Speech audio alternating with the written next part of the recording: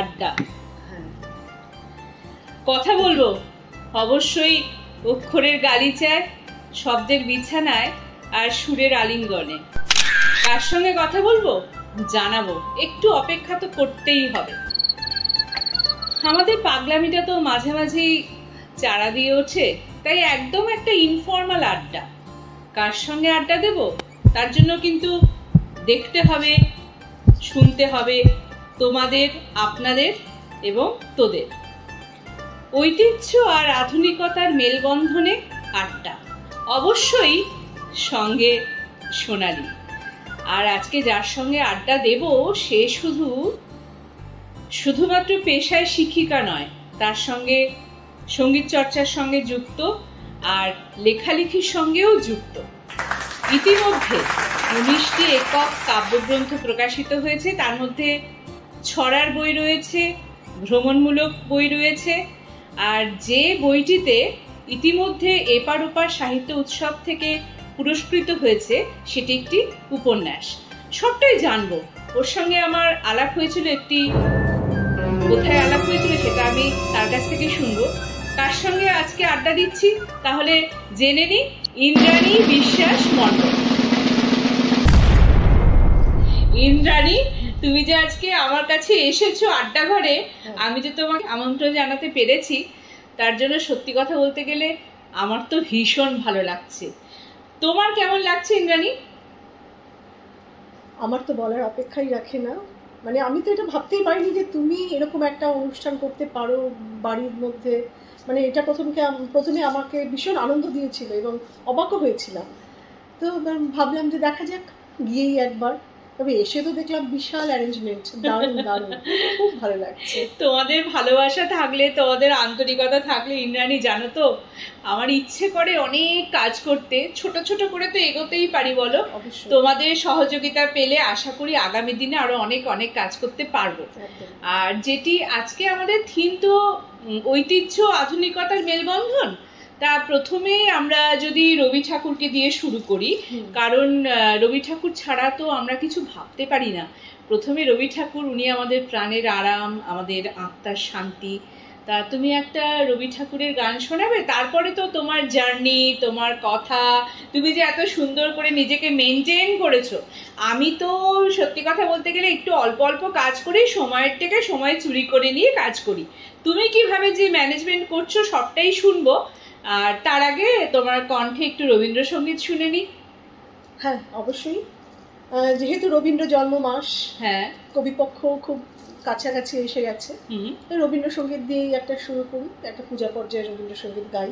নিশ্চয়ই, তুমিও গাইতে পারো, খুব সকলেরই খুব পরিচিত গান, সকলেরই আবেগে। আমার না অত গানের গলা নেই, তোমার কাছে গান শুনবো বলে এসেছি ইন্দ্রাণী, তুমি একটু শোনাও আমাকে। আমি শোনাচ্ছি, তবে গলা তো খুব ভালো নেই, এই গরমে গলা ঠিক রাখাই যাচ্ছে না, বসে আছে গলাটা, আমার কথা শুনেই হয়তো বুঝতে পারছো, তবু আমি চেষ্টা করছি। এটা তো একটা ঘরোয়া আড্ডা।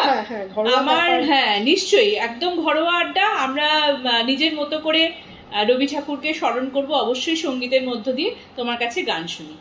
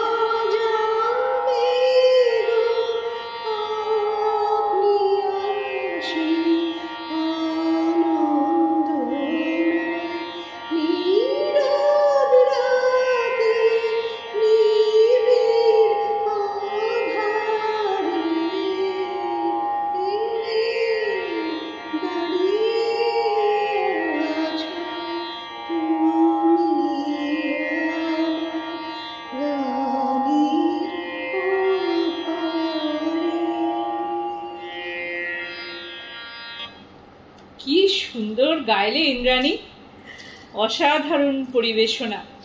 এই যে থ্যাংক ইউ, তুমি এত সুন্দর করে আমাকে একটা সঙ্গীত, নিশ্চয়ই এত সুন্দর সঙ্গীত তুমি আমাকে উপহার দিলে আমার এই আড্ডা ঘরে।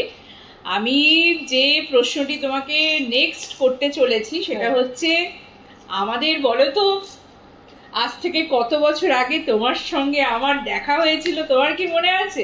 হ্যাঁ, মনে থাকবে না কেন, আমাদের কোভিডের আগে। হ্যাঁ এক্স্যাক্টলি, একদম কোভিডের আগে আমাদের এপার ওপারেরই পিনাকিরা অ্যারেঞ্জ করেছিলেন এই রেস কোর্সে একটা রেসের মাঠে একটা গেট টুগেদার, আমরা ওখানে খাওয়া দাওয়া করলাম, সেখানে রেস দেখাও হবে আমাদের জীবনের প্রথম একটা ওরকম একটা, তাই না, অপরচুনিটি পিনাকিদা আমাদের দিয়েছিলেন। তো সেইখানটায় তোমার সঙ্গে আমার দেখা হয়েছিল এবং প্রথম দেখাতেই আলাপ এবং ভালো লাগা, একদমই তাই, একে অপরের। আর তোমার কাছ থেকে এটা ভীষণ জানতে ইচ্ছে করছে, সেটা হচ্ছে আমি জানো তো সুচিত্রা সেনের আজও ফ্যান। সুচিত্রা সেনকে আমার ভীষণ ভালো লাগে, মধুবালাকে খুব ভালো লাগে, তার সঙ্গে বিশ্বাস করো মাধুরী দীক্ষিতকেও খুব ভালো লাগে। আমি বলছি কেন ভালো লাগে সেটা বলছি, তাদের হাসি, ভুবন মোহিনী একদম হাসিটা, আমার জানি না তোমাকে আর কেউ বলেছে কিনা, তোমার হাসির সঙ্গে আমি কিন্তু ওদের হাসি এবং তোমার হাসির সঙ্গে কিন্তু আমি মিল পাই। এটা আমি বাড়িতে এসেও বলেছি যে ইন্দ্রাণী বলে আমার একজনের সঙ্গে আলাপ হয়েছে, তার হাসিটা যে আমার এতটাই ভালো লাগে, মানে আমি মেয়ে হয়ে যদি আমার এত ভালো লাগছে, তাহলে তোমার এই হাসির প্রেমে কে কে পড়েছে কি বলো? বলতেই হবে। তুমি যা বললে না, সত্যি তুমি কাদের সঙ্গে তুলনা করলে আমি ভাবতে পারছি না। যাই হোক, তুমি একটু বন্ধুকে ভালোবেসে একটু বেশি বলে। সত্যি তাই, হাসির উপর একটু ফোকাস করো। এই যে হাসিটা তোমার হচ্ছে, হাসিটার উপর কিন্তু আমি ভীষণভাবে ফোকাস করতে চাইছি। অবশ্য হ্যাঁ, তুমি আমাকে কিন্তু প্রথম দেখাতে তুমি এটাই বলেছিলে, মানে ওইটাকেই আমি তখন একটু অবাক হলাম যে আমার প্রথম দেখা, তখন আমরা পিটিএস এর মোড়ে ওয়েট করছিলাম, আমাদের অন্যান্য বন্ধুরা আসবে পিটিএস এর মোড়ে, তারপরে আমরা সবাই মিলে রেস কোর্সে যাবো। একদমই তাই। তখন তোমাকে দেখলাম, আলাপ হলো, তোমার হাসলাম, তখন তুমি যে মন্তব্যটাই একই রকম বলেছিলে, আমি তখন খুব অবাক হয়েছিলাম যে কি বলছো। আচ্ছা, শুধু এটা কি আমিই বলেছি নাকি আরো অনেকেই বলেছে? সত্যি করে বলো তো। না, বলতে হবে, সবকিছু বলতেই হবে, একটু বলো না, একটু বলো না। বলো না মানে হ্যাঁ, বলেছে সব মেয়েরাই কিন্তু বলেছে, যে বলে যে মেয়েরা মেয়েদের শত্রু, এটা কিন্তু একদম নয়, একদম বাজে কথা। হ্যাঁ, মেয়েরাই কিন্তু প্রশংসা করেছে। কেন পুরুষরা করেনি? পুরুষরা হয়তো ভয় পেয়েছে।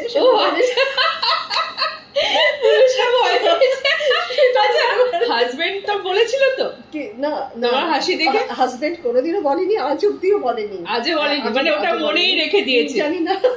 আচ্ছা, হাজবেন্ড ছাড়া অন্য কোনো পুরুষ কি তোমার জীবনে এসেছিল?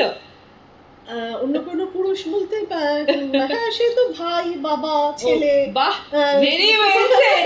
মানে এত বুদ্ধিমতী, সেটা বোঝাই যাচ্ছে যে তুমি যে শিক্ষকতা করো, বাংলা নিয়ে পড়াশোনা করেছো এবং বাংলাতে এমএ করে আবার এমফিল করে আবার বিএডও করেছো, তার সঙ্গে তুমি স্কুলে শিক্ষকতা করো।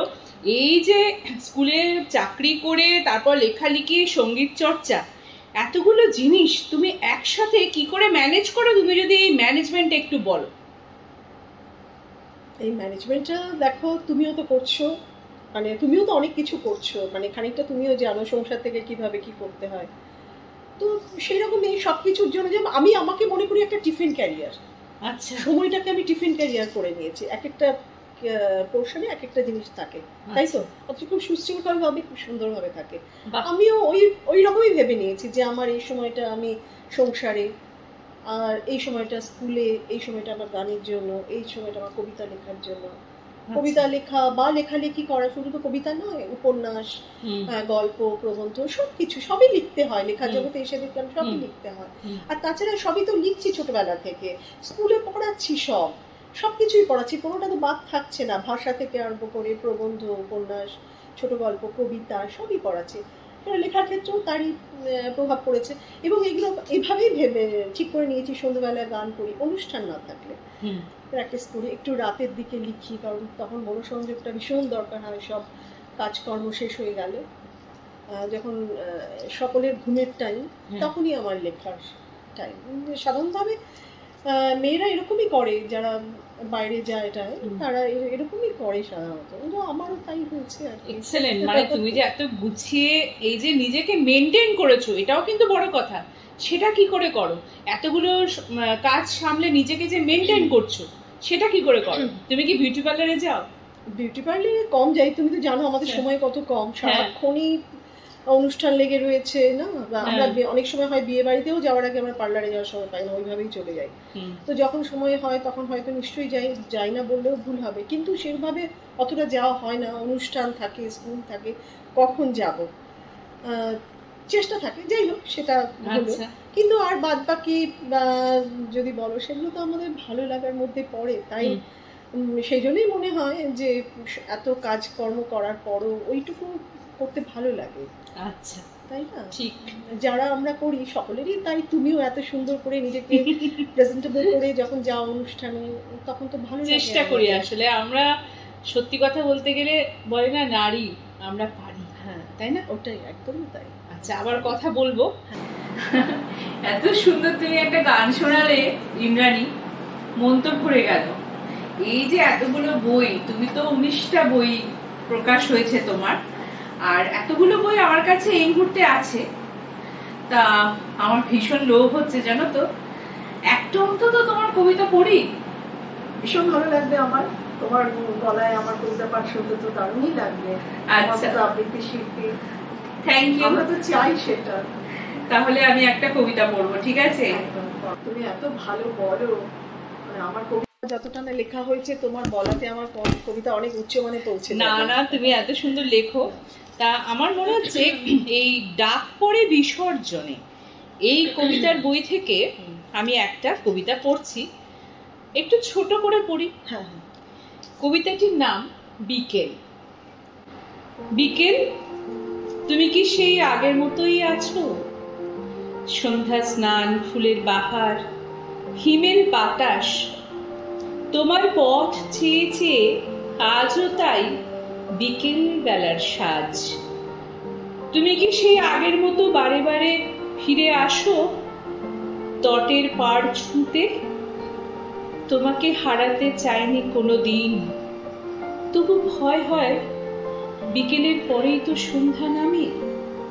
সন্ধ্যা শেষে আসে রাত্রি, সন্ধ্যাকে আমার বড় ভয়। সন্ধ্যা সেদিন ওর চোখের কাজল দিয়ে লিখেছিল তোমার নাম। আহা, কি লাইন! আমি রাত্রিকে বলেছি ওর সবটুকু অন্ধকার দিয়ে সন্ধ্যাকে ঢেকে দিতে। রাত্রি কথা রেখেছিল। আমি খুশি মনে বিকেল বেলায় তোমার হাত ধরে সাগর পাড়ে নুড়ি পড়িয়েছি, সমুদ্রে পা ডুবিয়েছি। তুমি বিকেলের আলো দিয়ে আমার পা ধুয়ে দিচ্ছিলে। আমি তোমার ছেলে মানুষই দেখে ঝাউবনের ঝরঝর শব্দের সঙ্গে প্রেম জড়ানো হাসি মিশিয়ে দিচ্ছিলাম। তুমি সবকিছু ভুলে হাওয়ার বালি উড়িয়ে উড়িয়ে আমার চোখে, ঠোঁটে, নাভিতে চুম্বন এঁকে দিচ্ছিলে। স্বর্গ তখন আমার তনুর তন্ত্রীতে বীণায়, মৃদঙ্গে, মল্লারে, বেহাগে, ওষ্ঠে, চিবুকে ঘুঙুরের বোল তুলছিল। একে আমি বাস্তব এবং শাশ্বত মনে করেছিলাম। এই যে এত সুন্দর একটা কবিতা বিকেলকে নিয়ে তুমি লিখতে পারলে, এই কবিতাটা যখন তোমার মনের মধ্যে এলো, তুমি যখন লিখলে, তোমার কলমের মধ্যে দিয়ে এইসব শব্দগুলো বেরোলো, নিশ্চয়ই তোমার মন সেই সময় একটা অন্য আঙ্গিকে চলে গিয়েছিল। কোন মনে তুমি এই কবিতাটি লিখেছিলে যদি একটু আমার সঙ্গে শেয়ার করো? আসলে কবিতাটা যতটা ভাব রয়েছে, ততটা কিন্তু লেখার সময় সেই ভাবটা আসে না।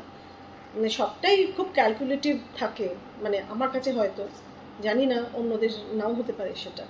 আমি ভেবে নিচ্ছি এভাবে করতে হবে জিনিসটা, যখন নৃত্যশিল্পী যখন নাচে স্টেজে, আমরা খুবই ভালো লাগে তখন দেখতে, যে তার প্রতিটি অঙ্গ প্রত্যঙ্গ সুরে মূর্ছনায় আমাদেরকে ভীষণভাবে মুগ্ধ করে না। কিন্তু যখন নৃত্যশিল্পী নাচ করছেন স্টেজে অতগুলো লোকের সামনে, অত লাইটের সামনে, এবং সে তার মধ্যে কিন্তু একটা দুরু দুরু ভয় বা সব ঠিকঠাক করছি কি না, এই যে পারফেকশনের দিকগুলো তার দেখা, তার মধ্যে কিন্তু একটা ক্যালকুলেশনই চলতে থাকে। সব কিছু মিলিয়ে সৌন্দর্যটা সৃষ্টি হয়। এই যে সৃষ্টি হলো, এই যে ভালো লাগলো, এখানটাই আমার অঙ্কে 2 2 4 হয়ে গেল। এটাই ভাবনাটা এভাবেই এসেছে। হ্যাঁ, খুব সুন্দর তোমার ভাবনা। এই বইগুলো আমি পড়বো, আরো অনেক পড়াশোনা করতে হবে। আর তোমার কাছ থেকে আমি যেহেতু আমাদের থিম আগেই বলেছি, ঐতিহ্য আধুনিকতার মেলবন্ধনে আড্ডা, অবশ্যই সঙ্গে সোনালী, তার সঙ্গে সঙ্গে তোমাকে অতিথি হিসেবে আজকে পেয়েছি। আর আমার আজকে খুবই ভালো লাগছে, আমার আড্ডা ঘরে তোমাকে যে আমন্ত্রণ জানাতে পেরেছি, আমি কৃতজ্ঞ। আমারও ভীষণ ভালো লাগছে সোনালী, তুমি যে আমাকে ডেকেছো তাতে আমিও কৃতজ্ঞ। আর যেটি বলছিলাম, একটা আধুনিক গান শুনবো না তোমার কাছ থেকে? হ্যাঁ অবশ্যই, আর আধুনিক গান গাইতে তো আমার ভীষণ ভালো লাগে। আচ্ছা, হ্যাঁ অবশ্যই গাইবো। আর কি শোনাবে আজকে? এখন আজকে সলিল চৌধুরীর গান শোনাই। নিশ্চয়ই, ওনাকে নিয়েই তো এখন আমাদের চর্চা চলছে। আচ্ছা, তার সেজন্য সলিল চৌধুরীর একটা গান শুনি আমরা। গায়ে কাটা দেওয়ার মতো কথা বলো তো। গ্রামনগর মাঠ পাথার বন্দরে তৈরি হও, কার ঘরে জলে নদীর চির আধার তৈরি হও। এই যে গায়ে কাঁটা দেওয়ার মতো কথাগুলো, এবছর তো আমাদের সুরকার গীতিকার সলিল চৌধুরীর শতবর্ষে, তাই না? তা আমার মনে হয় সলিল চৌধুরীর গান যদি শুনতে পাই আজকের এই এপিসোডে, তাহলে আমারও ভালো লাগবে, তোমারও ভালো লাগবে শোনাতে পেরে। একদম। তা ওনাকে শ্রদ্ধা জ্ঞাপন করতে পারো। আমরাও তো ভাগ্যবান, তাই না? নিশ্চয়ই জানানোটা। হ্যাঁ, অনেক অনুষ্ঠান হয়েছে, করেছি। তোমার এখানে একটা সলিল চৌধুরী হোক। নিশ্চয়ই।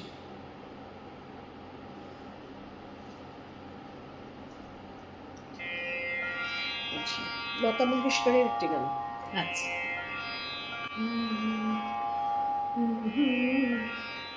আজ নয় গুনগুন গুঞ্জন প্রেমে, চাঁদ ফুল জোছনার গানার নয়, ওগো প্রিয় মন খোলো বাহুর, পৃথিবী তোমারে যে চায়। আজ নয় গুনগুন গুঞ্জন প্রেমে, চাঁদ ফুল জোছনার গানার নয়, ওগো প্রিয় মন খোলো বাহুর, পৃথিবী তোমারে যে চায়। আর নয় নিষ্ফল ক্রন্দন, শুধু নিজের স্বার্থের বন্ধন, খুলে দাও জানালা, আসুক সারা বিশ্বের বেদনার স্পন্দন, ধরণীর ধুলি হোক চন্দন, টিকা তার মাথে আজ পড়ে নাও, পড়ে নাও, পড়ে নাও। আজ নয় গুনগুন গুঞ্জন প্রেমে, চাঁদ ফুল জোছনার গানার নয়, ওগো প্রিয় মন খোলো বাহুর, পৃথিবী তোমারে যে চায়, পৃথিবী তোমারে যে চায়। দারুণ দারুণ, খুব সুন্দর ইন্দ্রাণী। তাই জন্য তো বললাম সর্বগুণ সম্পন্না। একাধারে লেখালেখি, একাধারে গান, তারপরে আবার এত সুন্দর নিজেকে মেনটেন করছো, তারপরে আবার শিক্ষকতা করছো, আবার রত্নগর্ভা, সেটাও একটা ব্যাপার। রত্নগর্ভা সোনালী, তুমি যা বলছো। আর তুমি ছেলে মেয়েদের যে এত সুন্দর একটা জায়গায় নিয়ে গেছো, তৈরি করেছো, তাদের পড়াশুনো কিভাবে ম্যানেজ করলে একটু বলো না, একটু শিখতে পারি। তুমিও তো তোমার ছেলেকে খুব সুন্দর মানুষ করেছো। আমার ছেলে এখন একটু ছোট আছে, হচ্ছে, তা তোমার আশীর্বাদ দরকার। তুমি একটু বলো না কিভাবে করলে, ম্যানেজ কিভাবে করলে? ম্যানেজ মানে আমার তো প্রথমে মেয়ে, তারপরে ছেলে। মেয়ে যখন ছোট মেয়ে তখন আমি সম্পূর্ণটাই ওর জন্যই দিয়েছি। লেখালেখি করতাম কিন্তু অনুষ্ঠান করতাম না, গানও করতাম, অনুষ্ঠান করতাম না। তাহলে তো পুরোটা ওকে দিতে পারতাম না, আর অত সময়টাও তো ছিল না তখন। ও যখন বড় হলো, পড়াশোনা করে যখন ও মোটামুটি একটু একটা জায়গায় গেল, তখন আমি ভাবলাম যে এবার আমি করতে পারি সবকিছু, বাড়িতে অন্তত বাধা হবে না। যেটা হয় মেয়েদের ক্ষেত্রে তো হয়, একটু আধটু হয় না যে তা বলবো না। সেই জন্য আমি সেই দিকটাও মেনটেন করার চেষ্টা করেছি, যে বাড়ির সবাইকে দেখাশোনা করা। আমাদের জয়েন্ট ফ্যামিলি ছিল, তো সেগুলো দেখাশোনা করা, তারপরে মেয়েকে বড় করা, তার পড়াশোনা। এবার তাকে যখন একটা জায়গায় পৌঁছালাম, তখন এবার আমি যে চর্চাগুলো বাড়িতে ঘরের কোনায় বসে করেছি, এবার সেটা আমি একটু ওপেনলি কিছু করতে পারি। এভাবে কবিতা লেখাটাও আমার ছিল, আমার ডায়েরি ছিল, তাতে লেখা থাকতো। আমার দুঃখের মুহূর্তেই তো বেশি সবাই লেখে, আনন্দের সময় তো সবাই ভুলে যায়, কিছু করতে লিখতে ভুলে যায় আনন্দের সময়। তো ওইভাবে লেখাগুলো আমার প্রথম কাব্য ওটাই। এই তোমাকে আমি দিয়েছি দেখবে হিরণময় ভোরের জন্য, সেটা আমার সেই সময়কার কবিতা। মানে একটাও কিন্তু মানে কবিতা প্রায় প্রকাশিত হয়নি, বোধহয় একটাই হয়েছিল, যেখান থেকে আমি প্রকাশ পেয়েছিলাম আর কি, পত্রিকা। সেই পত্রিকাতে আমার একটাই কবিতা ছাপা হয়েছিল, কিন্তু আমার সব কবিতাই আগের, মানে অনুষ্ঠান বা কবিতা জগতে আসার আগের কবিতা, আমার ডায়েরিতে লিপিবদ্ধ করা কবিতা। হ্যাঁ, তারপরে ছেলে তো এখন ছেলেও বড় হয়ে গেছে, ছেলে অনেকটা পরে, অনেকটা ছোট মেয়ের থেকে। ছেলেও একটু বড় হওয়ার পর তো আমি এখন, তোমরা আমাকে দেখতেই পাচ্ছ যে আমি পুরোপুরি এই জগতেই আছি। আর এখান থেকে দারুণ, দিদি এরকমই থাকো ইন্দ্রাণী, এরকমই আমাদের থাকতে হবে। নিজেরা যদি ভালো থাকি তবেই তো আমি পাশের মানুষটাকে ভালো রাখতে পারবো। খুব সত্যি কথা, তাই না? ওই জন্য নিজেকে ভালো রাখার দায়িত্ব নিজেদের। আচ্ছা, আমি তো একটা ছোটখাটো লিখি, তোমার মতো তো অতগুলো আমি লিখতে পারিনি এখনো পর্যন্ত। এত ভালো সুন্দর একটা বই করেছো না, কি দারুণ চেষ্টা করছি। শোনো ইন্দ্রাণী, আমি একটা ছোট্ট কবিতা পড়ে শোনাই তোমাকে। কবিতাটির নাম হচ্ছে মেরুদণ্ড। একটু পড়ি? হ্যাঁ অবশ্যই। একটা না, তুমি দুটো পড়বে? না, একটাই পড়ি, কারণ তোমার আরেকটা আধুনিক গান আমি শুনবো, তাই জন্য আমি একটাই পড়ি। দেখি এখানে কোথায় আছে। কবে বের করেছিলে এই বই? এটা এবছর, এটা তৃতীয় একক কাব্যগ্রন্থে এবছর বের হয়েছে। আচ্ছা, পড়ে শোনাই তোমায়। হ্যাঁ, কবিতাটির নাম হচ্ছে মেরুদণ্ড। মেরুদণ্ডটি শক্ত ভরে দাঁড়িয়ে রয় ঠিক, জীবনের পথ চলাতে ধরে তাকে দিক, ঝুঁকে পড়লে বেঁকে যাবে, বাঁক নেবে ঠিক, সোজা থাকলে শক্তি পাবে, চলবে দৃঢ় চিক, বাঁকা হলে দুঃখ পাবে, যন্ত্রণা কত, ভঙ্গুর হলে পথের শেষে হবে বড় ক্ষত, জীবনটা তো সোজা পথে চলা চাই সঠিক, মেরুদণ্ড শক্ত থাকুক, চলুক ঠিক ঠিক, মাথা উঁচু করে চলার মেরুদণ্ডে জোর, পথ চলাতে শক্তি পাবে, থাকবে না ভয় ঘোর, মেরুদণ্ডে যত্ন নিও, সব কাজ হবে সহজ, মেরুদণ্ডে স্বাস্থ্য আছে, জীবন পথ হবে মসৃণ, সোজা থাকলে দেখবে তুমি সাফল্যের হাত, মেরুদণ্ড শক্তিতে তুমি পাবে সফলতার রাত। দারুণ দারুণ, অপূর্ব অপূর্ব। তুমি যে এত ভালো কবিতা লেখো জানা ছিল না।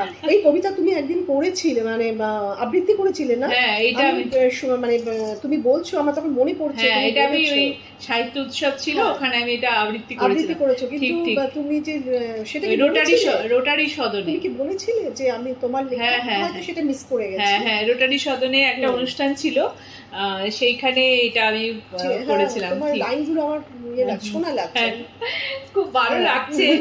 আর তোমার কণ্ঠে আরেকটি গান শুনি, আবার সলিল চৌধুরীকে নিয়ে আরেকটি গান শোনাবে? হ্যাঁ হ্যাঁ, আমি কোনো অসুবিধা নেই, আমি শোনাতেই পারি। হ্যাঁ, তবে ছোট করে শোনা। হ্যাঁ, ছোট করে শোনা।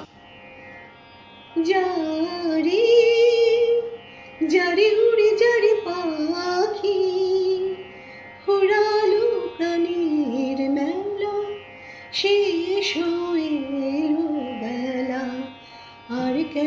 মিছে তোরে বেঁধে রাখি যারে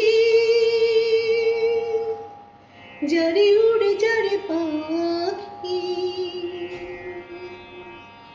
ফুরালো প্রাণের মেলা শেষ হইল বেলা আর কেন মিছে তোরে বেঁধে রাখি যারে আকাশে আকাশে ফিরে যা ফিরে আপন নিড়ে শ্যামল মাটির বন ছায় শুধু মনে মনে তোরে ডাকি চাহি না খেলিতে খেলা শেষ হইলো বেলা আর কেন মিছে তোরে বেঁধে রাখি যারে আমারে স্বপ্ন হয়ে কত কি জেগেছো কই হৃদয় পিঞ্জরে বসিয়া জানি সবই রয়ে গেল বাকি এবারে ভাসাবো ভেলা শেষ হইল বেলা আর কেন মিছে তোরে বেঁধে রাখি যারে। দারুণ দারুণ দারুণ দারুণ লাগলো, দারুণ। Thank you. আজকের আড্ডায় না ইন্দ্রাণী তোমাকে ছাড়তে একদম ইচ্ছে করছে না, বিশ্বাস করো। আমারও তাই, আমারও ইচ্ছে করছে না। এই এত সুন্দর মুহূর্ত তুমি আমাকে উপহার দিলে, মানে শ্রীজাতর কথায় বলতে পারি এই মুহূর্তটা তো বড্ড দামি হয়, তাই তো? এই মুহূর্তগুলো যেন আমাদের হৃদয়ের মনের মণিকোঠায় যেন থাকে, তাই না? আর তোমার জন্য আমি কিছুই করতে পারিনি, আমার তরফ থেকে একটা ছোট্ট স্মারক তোমার হাতে তুলে দিলাম। আমি তো ভাবতেই পারছি না সোনালি, তুমি মানে সত্যি তুমি সুন্দর। তোমার আমি কিছু করতে পারিনি, দেখতে যেমন সুন্দর তোমার মন সুন্দর, তাই তুমি এত সুন্দর একটা অ্যারেঞ্জমেন্টও করতে পেরেছো। তুমি এটা রেখো আমার তরফ থেকে, আর খুব ভালো থেকো ইন্দ্রাণী। আমরা যেন এই কবিতা, গান, লেখালেখি এর মধ্য দিয়ে বার্তা পৌঁছে দিতে পারি সবার মধ্যে, তাই না বলো? এটুকু তো পাওয়া, আর তো কিছু নেই। এটুকু তো চাওয়া, এই চাওয়ার মধ্যে পাওয়াটুকু লুকিয়ে থাকবে। আর অনুষ্ঠানগুলো করার মানেও তো তাই, একদমই তাই। এই যে আমরা আবৃত্তি করি নানান মঞ্চে, তুমি যে নিজে লিখে সেই কবিতা তুমি পাঠ করো, সুরের মাধ্যমে যে তুমি লোককে বার্তা পৌঁছে দাও, এটুকুই তো আমরা করতে পারি। এর থেকে বেশি তো আমরা কিছু করতে পারি না। বার্তা পৌঁছে দিতে পারি শুধুমাত্র লেখালেখি, আবৃত্তি, সঞ্চালনা এবং সুরের আলিঙ্গনে। ভালো থেকো ইন্দ্রাণী, তুমি এরকমই সুন্দর থেকো এবং সবাইকে অনেক সুন্দর সুন্দর লেখা উপহার দাও। সুরের মাধ্যমে, সুরের আলিঙ্গনে সবাইকে আলিঙ্গনবদ্ধ করো।